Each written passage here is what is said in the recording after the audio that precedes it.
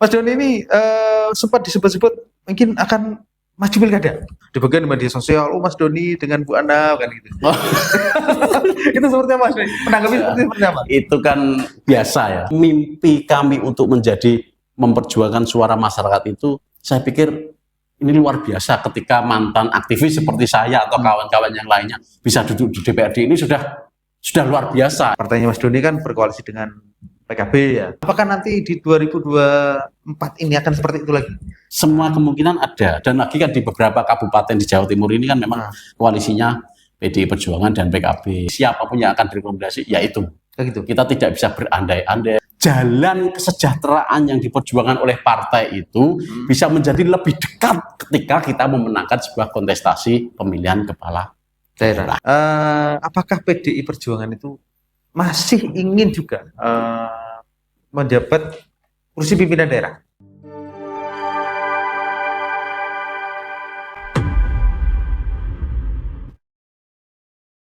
Oke, selamat datang di Radar Bojonegoro.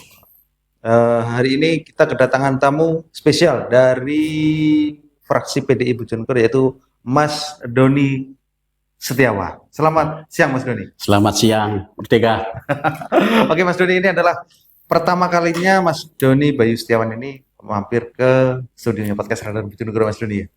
Oke, Mas Doni ini adalah salah satu anggota DPRD Bojonegoro fraksi PDI Perjuangan. Oke, Mas Doni ini juga terpilih kemarin di pemilu 19 dan 14. Oke, ini berarti mau purna 2019-24 dan mau dilantik lagi 2024-2029. Ya. Oke, Mas Doni, kita sedikit bicara tentang apa aja nih selama menjabat 2019-2014 ini apa aja, Mas Doni ini di fraksi PDI ini apa aja sih yang kemarin diperjuangkan, apa aja yang sudah dilakukan dari fraksi PDI mungkin? Ya, jadi yang pertama ya, karena kan kita fraksi PDI Perjuangan yang namanya fraksi itu tentu kepanjangan tangan dari partai. Sehingga apapun yang diperjuangkan oleh fraksi, anggota fraksi di DPRD ini tentu tidak akan pernah terlepas dari garis partai. Itu yang pertama. Yang kedua, bahwa anggota DPRD mempunyai 3 fungsi lah. Mas Qasim sendiri paham betul fungsi budgeting, fungsi legislasi, dan fungsi pengawasan. Sehingga 3 fungsi ini tentu apapun yang akan kita perjuangkan, yang utama adalah mendengarkan aspirasi masyarakat. Bukan hanya masyarakat yang di dapilnya, yang diwakili, tetapi ketika menjadi anggota DPRD berarti dia mewakili masyarakat, suara masyarakat, apapun itu, segmen apapun, yang kemudian akan kita elaborasi dengan visi misi partai kita. Begitu. Mas Doni ini dapilnya mana?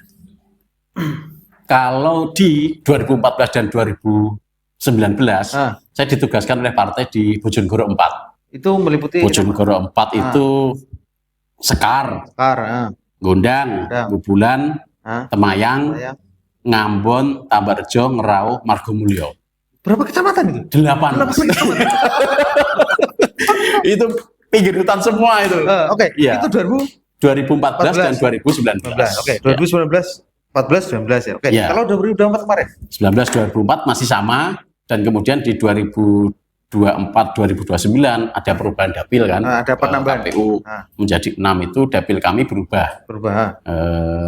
Saya kebetulan ditugaskan di dapil Bojonegoro 5. Itu meliputi Ngambon, Tambakrejo, Ngerau, Margomulyo, Ketambahan, Ngasem, dan Purwosari. Oh gitu. Ya. Berarti menang lagi. Berarti ini mau yang ketiga kalinya. Alhamdulillah. Oke. Oke Mas Doni. Pelantikan anggota DPRD ini kapan kira-kira Mas Doni? Kalau kita mengacu pada SK anggota DPRD itu SK Gubernur yang periodisasinya 5 tahun, kita akan habis di tanggal 21. Sehingga tanggal 21 itu harus sudah ada pelantikan anggota baru. Nah, bisa jadi dan sangat mungkin pelantikan itu akan di tanggal itu, tanggal 21 Agustus besok. Ya. Kemarin pemilu 2024 kemarin, Februari kemarin itu PDI dapat berapa kursi di pemilu? Di 2024 kemarin di Kabupaten Bojonegoro kita dapat 6 kursi. Nah, karena kebetulan ada 6 dapil dan masing-masing dapil kita punya masing-masing 1 kursi, sehingga merata sekarang ini kita setiap dapil Dibanding punya yang satu kursi. saat ini menduduki ada berapa? Yang sekarang itu berarti pemilu 2019 kemarin ya, itu kita ada 5 kursi. 5 kursi. Ada 5 kursi dari 5 dapil, tetapi ada 1 dapil yang kita kosong kemarin itu. Begitu. Ya. Hari ini semua dapil terisi. Sekarang semua dapil terisi masing-masing 1 karena ada 6 dapil, jadi kita dapat 6 kursi. Itu sesuai target apa tidak kemarin? Kalau bicara target tentu ini kapasitasnya pengurus partai yang bicara, Mas Kosim. Tetapi kalau melihat dinamika politik yang kemarin, dinamika penyelenggaraan pemilu, ini perolehan kursi 6 kursi ini saya pikir ini sudah cukup rasional lah. Dan ini menjadi poin tersendiri, menjadi prestasi tersendiri bagi pengurus DPC kami. Jadi satu dapil dapat 1 kursi, dapat 1 kursi itu sudah luar biasa. Di samping memang dapilnya berubah, yang kedua dinamikanya waktu itu mungkin Mas Kosim sendiri pertarungan di lapangan antar caleg, antar partai ini kan luar biasa. Bisa sedikit ceritakan seperti apa persaingan bedanya antara 2019 dan 2024 itu seperti apa persaingan? Apa memang caleg-calegnya itu persaingannya luar biasa? Ya, jadi saya tidak tahu dari sudut pandang caleg dari partai lain. Tapi dari PDI sendiri seperti yang saya paham dari PDIP sendiri bahwa di 2014, di 2019, Mas Kosim ingat ya waktu itu kan kita masih Jokowi masih menjadi kader PDI Perjuangan. Kita tagline PDI Perjuangan menang, Jokowi presiden seperti itu dan seterusnya. Di 2014 dulu saya kebetulan menjadi ketua tim pemenangan Jokowi JK. Waktu itu Pak. Di 2014, di 2019 tim pemenangan Jokowi JK adalah Mas Wahono. Saya sekretarisnya. Oh gitu. Ya, menang. Wahono yang hari ini nyalon bupati. Iya. Jokowi Ma'ruf Amin waktu itu ya. Mas Wahono sebagai ketua tim, saya sebagai sekretarisnya. Kita bahu-membahu dan menang. Artinya situasi waktu itu rakyat menghendaki Jokowi dan Jokowi kembali di tahun 2019. Tetapi di 2024 kemarin ini kan luar biasa. Karena bareng antara pemilu dan pilpres juga, sehingga kemudian caleg-caleg PDI Perjuangan yang punya calon sendiri bersama dengan partai-partai lainnya, ini tidak hanya tarung partainya, tapi tarung calon presiden.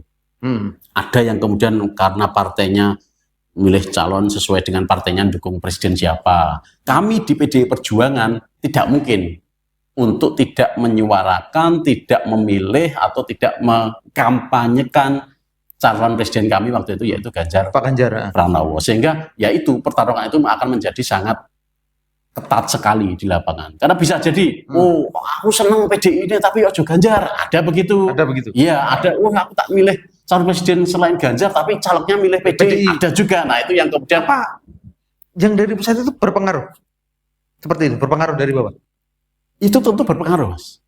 Tentu berpengaruh itu karena memang kan seberapa kuat informasi yang diperoleh oleh masyarakat, oleh pemilih itu terkait dengan capres, atau seberapa kuat hegemoni yang diterima dari lingkungan sekitarnya terkait dengan capres, itu sangat mempengaruhi sekali. Sangat mempengaruhi. Dari 6 yang berhasil duduk di kursi DPRD itu semuanya baru atau semuanya lama? Ayo Mas Doni kan jelas gak baru ya? Ya ada beberapa yang barulah. Di dapil 1 itu ada Mas Erik ya, ada Mas Erik itu baru dia ketua PAC. Dari 6 itu yang baru berapa? Yang baru ada Mas Erik sama Mas Amin Tohari. Oh gitu, berarti ada 2 aja ya? Yang berarti yang 4 masih incumbent ya? Betul. Oh ya. Gitu.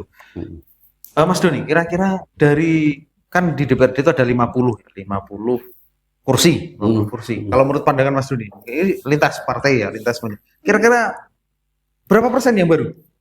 Yang lama yang duduk itu berapa persen? Dan yang baru berapa kira-kira menurut Mas Doni? Kalau yang lama sekitar 30-an ya. 30 dari 50 itu 30 orang, 30-an lebih lah, lebih sedikit itu orang-orang lama. Orang-orang lama. Dan yang baru sisanya itulah kurang dari 20. Kurang dari 20. Ya. Berarti nanti masih didominasi orang-orang lama. Iya, kira-kira. Artinya gini Mas Don, pemilu 2024 kemarin tuh masih menguntungkan petarung-petarung lama. Artinya caleg yang sudah menduduki kedudukan ini. Iya. Ini bukan persoalan menguntungkan atau tidak. Tetapi karena memang barangkali ya bisa jadi yang lama kan lebih sudah punya kesiapan, berpengalaman, persiapan juga ada, startnya katakanlah lomba lari dia sudah start duluan karena memang sudah punya tim-tim di setiap level kecamatan, desa atau TPS lah. Dia masih sudah punya orang-orang lama yang tinggal dikumpulkan lagi. Ayo, saya minta tolong dibantu lagi, kita gotong royong lagi bersama. Tapi kan orang baru dia harus membentuk, memperkenalkan diri lagi dan seterusnya. Sehingga barangkali situasi ini yang bukan menguntungkan, tetapi memang kondisinya seperti itu yang dimanfaatkan betul oleh kawan-kawan DPRD incumbent begitu. Oke. Memang pemilu 2024 kemarin itu banyak cerita bahwa pemilu kemarin itu lebih berat daripada pemilu 2019. Oh, benar begitu Mas Doni? Kalau dikatakan lebih berat ya itu tadi. Jadi pemilu legislatif dan pemilu presiden yang itu dilangsungkan berbarengan pada saat yang sama, itu membuat pemilih menjadi zigzag. Dan kita sendiri sulit untuk memetakan. Artinya caleg sendiri sulit untuk memetakan pemilihnya. Taruhlah misalnya di suatu desa kita punya desa binaan lah atau wilayah binaan. Apakah kemudian ini nanti misalnya kita punya kantung suara di situ sekitar 30 atau 40, apakah 30 orang yang milih saya itu juga akan memilih calon presiden yang sama? Atau lawan punya kantong suara calon presiden si X, apakah lawan si X itu akan juga memilih partai saya? Ini yang situasinya yang berbeda seperti itu. Iya, jadi kan memang pinter-pinter menghitung lah, kita harus pinter-pinter menghitung secara detail targetnya berapa suara di suatu wilayah, dan tentu saja kami di PD Perjuangan harus ya setidak-tidaknya jangan sampai jomplang lah suara antara caleg dengan suara dari calon presiden kita, kan begitu. Karena apapun kita satu tarikan nafas, kalau milih saya, kalau milih PD Perjuangan, maka harus milih presidennya yang memang direkomendasikan oleh partai, kan begitu. Itu ya mudah di 2019, sulit di 2024. Ya, di 2024 kemarin ya mungkin Mas Jim tahu sendirilah kondisinya.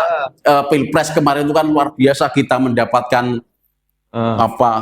hantaman luar biasa PDI Perjuangan kan. Bagaimana kemudian Pak Jokowi yang selama ini menjadi kader kita ternyata itu yang mungkin menjadi agak kita sulit menjelaskan kepada masyarakat waktu itulah. Oke. Ini di 2024-2019 kira-kira Mas Doni ini kira-kira apa yang akan Mas Doni perjuangkan kira-kira? Mungkin secara partai atau secara pribadi sendiri harapannya Mas Doni seperti apa ketika memperjuangkan sebagai wakil rakyat untuk yang ketiga kali? Iya, jadi masa kampanye kemarin itu betul-betul kita manfaatkan untuk bagaimana sih sebenarnya keinginan masyarakat Bojonegoro itu terhadap Bojonegoro ke depan. Kebetulan juga beberapa waktu yang lalu kita juga membahas rencana pembangunan jangka panjang daerah RPJP. Apa itu? Rencana pembangunan jangka panjang daerah itu bagaimana kemudian Bojonegoro ini direncanakan pembangunannya 25 tahun ke depan. Oh, sangat panjang sekali. 2025 sampai 2040. Ya. Ini yang rencana jangka panjang ini sampai 2045, kan 20 tahun. Sampai 2025 sampai 2040. Sehingga targetnya di 2045 bersamaan dengan Indonesia Emas ini, Bojonegoro apa? Oh gitu. Bagaimana? Sudah ada di titik mana? Nah, ini yang kemudian kita menyerap kemarin keinginan masyarakat bagaimana memotret potensi wilayah kita, khususnya dapil kami dan juga dapil-dapil yang lain yang kita. Nah, sehingga kemudian nanti ke depan pun kita juga harus setiap langkah, karena DPRD kan punya hak budgeting ya, artinya ikut menyusun bagaimana APBD setiap tahunnya, bagaimana APBD di 5 tahun, setiap tahapan periodisasi 5 tahun itu, sehingga bisa membantu tercapainya 2045 sesuai dengan rencana pembangunan jangka panjang kita itu tadi. Oh gitu. Mas Doni di DPRD menjabat di apa Pak? Di komisi apa? Saya kebetulan di komisi B. Bidangnya apa itu? Ekonomi ya? Komisi B perekonomian. Oh gitu. Betul. Oh gitu, budgeting. Mas Doni, kira-kira APBD Bojonegoro 2025 berapa kira-kira? Di 2025 kita bisa jadi 8 triliun kan lebih ya. Artinya tergantung silpa. Sekarang sudah 8 berarti. 8 lebih. Nah, ini yang apakah mencapai 9 nantinya? Bisa jadi.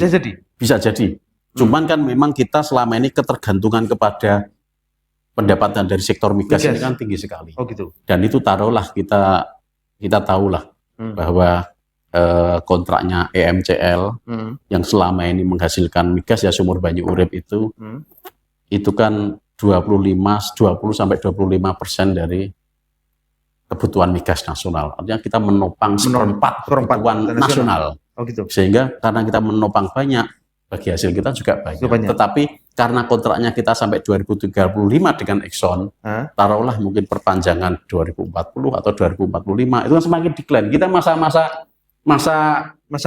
puncaknya sudah lewat ini, sudah hampir lewat. Nah sekarang, nah setelah ini apa yang kita siapkan untuk ke depan? Ini yang perlu kita pikirkan sebenarnya. Oke, mungkin masyarakat mungkin ada yang tahu, ada yang tidak, bahwa Bojonegoro itu berdiri besar kan karena migas itu tadi, sumbangan migas begitu besarnya, dan pembangunan ada di mana-mana. Kira-kira Mas Doni, dengan uang yang segitu banyaknya, 8 triliun lebih, mungkin sampai 9 triliun ya, apalagi yang akan dibangun? Ketika jalan sudah bagus, jembatan sudah dibangun, gedung-gedung juga sudah bagus, taman-taman sudah dibangun, apa yang nanti yang akan dibangun ketika? Hai, kau kehilangan STNK? Tak perlu khawatir, langsung saja menuju kantor Radar Bojonegoro. Nah, sampaikan ke petugas jika ingin pasang iklan STNK hilang. Ya, pasang iklan STNK hilang cuma Rp68.000 saja. Sumber daya manusia. Oh gitu. Itu yang penting. Itu penting Mas Im. Ya, karena kan kita pembangunan fisik kita selesai belum. Kan masih ada jalan-jalan yang memang beberapa titik, beberapa ruas jalan itu masih ada yang perlu diperbaiki. Infrastruktur belum semua, masih ada di dalam sana, di daerah Napis, di daerah Ngerancang, di Sekar, jembatan yang masih dibutuhkan warga itu masih banyak, sebetulnya masih banyak. Tapi di luar itu, ke depan ini juga kita harus fokus pada pengembangan sumber daya manusia kita. Bagaimana kemudian kita mensejajarkan pembangunan infrastruktur dengan SDM dan menjaga lingkungan. Oleh karena itu tema kita ke depan ini kan Bojonegoro menjadi semacam agroindustri, ekonomi hijau yang dikuatkan. Oh gitu. Apapun lingkungan ini menjadi penting. Bagaimana kita mempertahankan sawah, bagaimana pengelolaan pertanian dan sebagainya. Karena setelah minyak nanti selesai, mau apa? Kita mau apa? Kita sudah tidak bisa membanggakan yang 8 triliun, 9 triliun dari hasil gas. Itu sudah tidak bisa. Oke, ada jambaran tiung biru di sektor gas ya, tentu saja juga ada bagi hasilnya. Tetapi kan itu juga terbatas juga. Pada tahun tertentu akan habis juga. Maka ini saya pikir menjadi momentum yang tepat kita memulai untuk menyiapkan supaya Bojonegoro secara ekonomi, secara pendapatan tidak tergantung pada migas. Kuncinya apa? Sumber daya manusia dan agroindustri. Oke. Bicara masalah migas, ini sepertinya pernah dulu ada pembahasan dana abadi. Seperti apa kira-kira perkembangannya Mas Doni? Ya, saya melewati 2 tahapan pembahasan wacana dana abadi. Kalau yang dulu di era bupatinya Kang Yoto, itu memang kami harus mengakui bahwa ide dana abadi itu luar biasa. Ide dana abadi itu luar biasa. Tetapi waktu itu karena saya ada di Bapemperda, sehingga kami tahu betul urut-urutan tata urutan perundang-undangan, kita menyusun perda, ini akan menjadi yang pertama di Indonesia. Tetapi apakah ini cantolan hukumnya ada? Sehingga pada tahun 2000 berapa, kemarin 2017 atau 2018 itu kami menolak. Karena tidak ada landasan hukumnya, tidak ada cantolan hukumnya, PP-nya belum ada dan sebagainya. Sehingga kalaupun kita membahas di sini, kita tidak akan bisa untuk melaksanakan karena sudah tidak mungkin. Ketika itu, karena undang-undang disusun, perda disusun itu harus ada turunannya dari atas. Betul. Oh gitu. Nah, kemudian kemarin adalah kemudian PP-nya muncul. Baru ya? Ya, yang kemudian di era bupatinya Bu Ana Mawana ini digulirkan kembali, dibahas lagi. Tapi kan sampai hari ini juga belum. Karena memang belum ada aturan-aturan. Nah, ini yang kemudian barangkali kita sambil menunggu itu sambil menyiapkan tahapan-tahapan yang lainnya, kan begitu. Mas Doni mungkin bisa diceritakan gambaran dana abadi itu, apakah dana abadi itu menabung duit itu di situ gitu. Artinya duit migas itu kan yang banyak, nggak terpakai ditabung di dana abadi atau seperti apa? Bukan yang tidak terpakai, Mas. Tidak ada tidak terpakai. Tapi yang memang sengaja kita sisihkan gitu untuk masa depan. Oh gitu. Artinya begini, taruhlah masih punya keluarga nih, punya pendapatan tiba-tiba banyak, masa kabeh arep dientekke. Wes, iki beberapa tahun ke depan kita pendapatannya banyak bu, dicelengi ben tahun celengi. Nah ini berarti kan dengan kesadaran, dengan sengaja kita mensisihkan itu di luar pelaksanaan pembangunan. Nah sehingga misalnya setiap tahun kita menabung 500 miliar, setiap tahun lagi 500 miliar. Yang dalam draft perdanya yang kami baca kemarin itu dana abadi itu dananya abadi, tetap tidak boleh berkurang. Kemudian dari hasil bunganya itu yang dimanfaatkan untuk pengembangan SDM, untuk beasiswa lah, untuk penelitian lah, itu yang dimaksud dana abadi. Sehingga 500 miliar setiap tahun itu sampai berapa tahun produksi migas itu tetap diisi terus tabungan, dan itu rekeningnya berbeda dong dengan rekening bank. Dengan rekeningnya APBD kan begitu. Oh gitu. Berarti tidak di rekening APBD itu? Oh enggak, karena kita tabung sendiri. Oh gitu. Dan ada penanggung jawabnya sendiri. Yang bisa dipakai bukan tabungannya itu, tetapi hasil bunga dari dana abadi itu. Dana abadi itu misalnya kalau terbentuk, apakah itu harus membentuk lembaga baru? Atau memang ya sudah di Pemkab yang ada OPD yang menangani sendiri itu? Kalau dilemparkan ke bank tertentu gitu. Ya kajiannya kan tidak sesederhana itu. Karena kan Pak Joni bilang nanti bunganya dipakai kan gitu. Ya, yang dipakai bunganya. Iya, untuk membiayai pendidikan, ngasih beasiswa anak-anak kita kan begitu. Nah, gitu. Bisa jadi itu dinas yang membidangi, atau memang kalau diperlukan bisa membentuk UPT atau lembaga sendiri yang khusus mengelola dana abadi. Yang penting adalah pelaksanaannya karena dana abadi pendidikan ya untuk pengembangan SDM dong. Begitu. Berarti ini dana abadi ini intinya masih proses lah, masih berproses terus. Setiap tahun rencananya 500 miliar yang akan ditabung di dana abadi itu. Sampai kapan kira-kira? Misalnya apakah berhenti di titik tertentu? Oh, ini sudah 10 triliun. Berhenti aja kan? Enggak. Di perda itu, di rencana perda itu. Menurut pemikiran kami, selama produksi migas kita terus ada, maka kita harus menabung di situ. Sampai di titik kita sudah tidak bisa lagi. Misalnya gini, kan di perda misalnya 500, ternyata di suatu ketika kita nggak mampu 500, apakah 100 miliar gitu? 100 nah kita harus merubah perda itu nanti. Wah, berat juga ya? Iya. Apa nggak fleksibel aja? Berapa persen gitu aja dari gitu, nggak gitu ya? Kalau membuat aturan kita tidak boleh begitu. Oh, gitu. Jadi harus disebut angka. Gitu. Iya, jadi misalnya kita untuk cadangan bencana alam itu berapa persen dari apa? Oh, tidak bisa. Kita harus menyebut angkanya berapa. Ya, gitu. Berapa miliar, berapa ratus miliar, itu harus angka. Termasuk dana abadi itu. Termasuk itu. Begitu masih. Berarti ketika nanti sudah tidak, ini sepertinya tidak mungkin 500 kita taruh di sini. Berarti mau kita 200 atau 100 maka perda dirubah. Oh gitu. Oke Mas Doni, ini selamat kepada Mas Doni dan teman-teman nanti yang akan dilantik tanggal 21. Terima kasih. Tinggal beberapa hari lagi. Iya. Oke, berarti ini mengemban tugas baru lagi. Oke, kita ke tema yang lain Mas Doni. Ini Bojonegoro ini kan juga sudah persiapan mulai mesin-mesin pilkada ini sudah dimulai. Kita sedikit bicara tentang pilkada Mas Doni ya. Kira-kira ini tahun 2000 berapa ya? 18 ya kemarin ya. 2018 sampai 2023 kemarin partainya Mas Doni kan berkoalisi dengan PKB ya kan, ya mengusung Bu Ana dan ketika itu Pak Budi Irawanto, Mas Wawan untuk menjadi calon bupati dan kemudian terpilih. Apakah nanti di 2024 ini akan seperti itu lagi? Dalam konteks ini saya pikir yang bisa menjawab itu pengurus partai. Oh gitu ya? Mas ya, karena kan bukan kapasitas saya lah. Saya ini petugas partai. Oh, jadi gitu. Apakah ada kemungkinan seperti itu? Semua kemungkinan ada.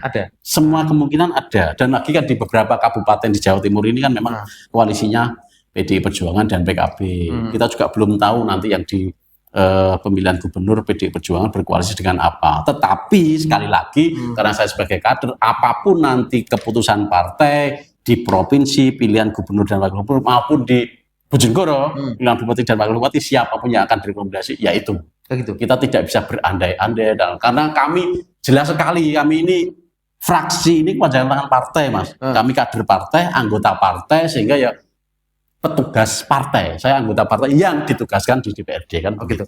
Oke, ini pertanyaan lagi Mas Doni. Apakah PDI Perjuangan itu masih ingin juga menjabat kursi pimpinan daerah? Atau nanti nggak mengusung calonnya, misalnya begitu, Ya, jadi begini, kalau kita bicara menargetkan. pilar demokrasi itu kan partai politik sebuah keniscayaannya harus ada, dan partai politik itu pasti punya visi misi. Kalau di tingkat cabang pasti kita punya keinginan untuk membangun Bojonegoro ini seperti apa misalnya. Bagaimana kita bisa membangun? Maka kita harus menempatkan kader kita yang itu sebenarnya bukan menempatkan kadernya, tetapi bagaimana dan pemikiran visi partai itu bisa lebih mudah dilaksanakan ketika kita memegang kendali pemerintahan. Oh gitu. Artinya kita ingin, masyarakat ini harus begini, kita akan mengatur begini, begini itu bisa kita realisasikan kalau kita memegang kendali pemerintahan. Jadi bukan pada persoalan menempatkan si A, si B-nya, tetapi bagaimana kemudian jalan kesejahteraan yang diperjuangkan oleh partai itu bisa menjadi lebih dekat ketika kita memenangkan sebuah kontestasi pemilihan kepala daerah. Nah, intinya begitu. Intinya idealnya begitu. Nah, maka jalan kesejahteraan itu yang akan kita tuju dengan cara apa? Ya kita akan memperjuangkan calon, kita memperjuangkan ide, kita memperjuangkan gagasan untuk memajukan Bojonegoro. Prinsipnya di situ. Ini berarti pendaftaran tinggal tanggal 27 Agustus 27 Agustus ya. Iya. Tahapannya begitu. Ya. Begitu. Ini sementara Mas Dodi ya. Calon ini yang deklarasi masih ada cuma satu ya. Cuma satu. Nanti pasangan dari Mas Hono sama Nurul ya. Oh gitu. Sementara ini, apakah nanti ada calon yang lain? Kalau menurut Mas Doni seperti apa? Kalau melihat potensinya partai-partai yang belum memberikan rekomendasi sepertinya masih memungkinkan. Masih mungkin. Tapi yang kita tidak tahu karena calon itu yang mengusung adalah partai, dan partai ini adalah keputusan pimpinan pusat masing-masing, karena rekomendasi dari pusat itu yang digunakan untuk mendaftarkan nanti di KPU kabupaten. Sehingga kalau partai yang tersisa ini kalau kita hitung jumlah kursinya barangkali masih memungkinkan. Tapi kan sekali lagi bukan hanya perhitungan kursi saja toh, karena menghitung pilkada itu kan bagaimana kemudian popularitas, elektabilitas, liabilitas dan sebagainya, ini kan semua harus dihitung oleh partai-partai, sehingga partai yang sekarang belum menentukan pilihan itu mungkin masih dalam proses menghitung itu. Tinggal beberapa hari kemudian masih begitu. Bisa jadi kan, bisa jadi juga partai yang sudah mendukung itu melepaskan dukungannya, mengganti di beberapa daerah kan ada juga. Di Jakarta, di Tulungagung, di Jakarta kemarin. Tulungagung itu malah sudah direkomendasi dicabut lagi. Nah kan begitu, itu bisa jadi. Ini tinggal beberapa hari lagi deklarasi. Calon yang satunya Mas belum. Iya, memang ini waktu-waktu yang screamit. Ya. Oke, satu pertanyaan lagi Mas Doni. Mas Doni ini sempat disebut-sebut mungkin akan maju pilkada. Ada survei mungkin ya di bagian media sosial. Mas Doni dengan Bu Ana kan gitu. Itu seperti apa Mas Doni? Menanggapi seperti apa? Itu kan biasa ya, biasa karena kita di politik itu kan seseorang disimulasikan itu kan sudah biasa. Tentu simulasi itu dengan dasar karena mungkin bisa mewakili milenial lah, bisa menjembatani suara perempuan lah, misalnya yang punya basis massa di mana kan begitu. Nanti simulasi itu saya pikir hal yang biasa. Tetapi sebetulnya kalau saya boleh jujur bahwa sampai hari ini pun saya tidak pernah berpikir atau tidak pernah bermimpi untuk menjadi calon bupati atau calon wakil bupati. Karena bagi saya kami berangkat dari pergerakan, Mas. Oh gitu ya. Kami berangkat dari jalanan. Saya dulu menjadi aktivis GMNI juga demo pemerintah, demo DPRD, jalanan, sehingga mimpi kami untuk memperjuangkan suara masyarakat itu saya pikir ini luar biasa ketika mantan aktivis seperti saya atau kawan-kawan yang lainnya bisa duduk di DPRD. Ini sudah luar biasa. Ini sudah penugasan partai yang harus kita pertanggungjawabkan, dan ini sebuah proses semesta yang harus kita laksanakan sepenuhnya juga dengan mewakili masyarakat untuk menjadi di DPRD. Tapi kalau di eksekutif, saya pikir itu saya tidak ingin GG Mongso ya, istilahnya Jawanya kan begitu. Itu hal yang baru lagi ya. Jangan GG Mongso lah, karena tugas sebagai DPRD pun ini sebenarnya juga sangat berat dan sama-sama mulia. Kita bisa berbuat banyak lewat politik, lewat jalur politik, dan ini menjadi takdir atau jalan politik kita untuk berjuang lewat DPRD, sehingga kemudian sekali lagi bagaimana pendapatnya ketika masuk di survei ya, saya pikir ini hal yang biasa lah, dan bukan hanya saya, banyak nama yang disimulasikan sebenarnya, hanya kebetulan yang dimunculkan nama saya kan begitu. Gitu. Ya, kader-kader kami bagus semua. Kader di PDI Perjuangan bagus semua. Ya. Oke Mas Doni, terima kasih banyak sudah mampir di Radar Bojonegoro. Nanti kita sambung di edisi-edisi selanjutnya Mas Doni. Terima kasih. Oke, Ya. sekali lagi selamat atas pelantikan untuk yang ketiga kalinya. Ya, terima tanggal kasih. 21 Agustus. Ya. Oke, demikian para pemirsa Radar Bojonegoro, apa yang kita bicarakan nanti semoga menjadi inspirasi dan edukasi untuk kita semua. Assalamualaikum warahmatullahi wabarakatuh.